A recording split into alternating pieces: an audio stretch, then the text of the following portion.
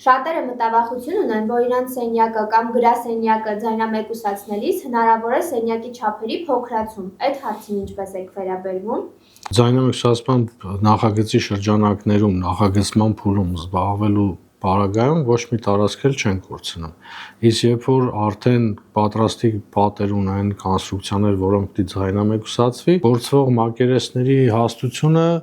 սկսում է 3 սանտիմետրից ընդամենը։ Ես հիմա ցույց կտամ երկու մոդել, որոնք մեկը միջին հաստության կորստի մասին է, մյուսը մի քիչ ավելի հաստ։ Այս ձայնամեկուսացումը, որ գոյություն ունի, սա մեկ ընդհանուր ձայնամեկուսիչ հարթաշերտ է, եռաշերտ,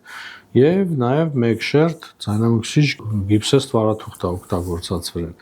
որի ընդհանուր հաստությունը 52 մմ է, իսկ ձայնամեկուսացման տվյալը ձեր պատը կդարձնի 61-ից 63 դեցիբել ձայնամեկուսացումով։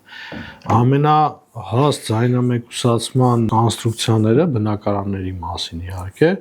այս տիպի կոնստրուկցիաներն են, որտեղ օգտագործվում են նաև ձայնամեկուսիչ բարձիկներ, դեմպֆերային բարձիկներ եւ շերտեր տարբեր,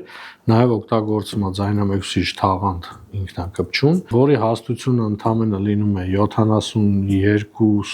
մմ-ից մինչև 75 մմ, կախված պատից, որի ձայնամեկուսացման տվյալը կազմում է 64-ից 67 դեցիբել։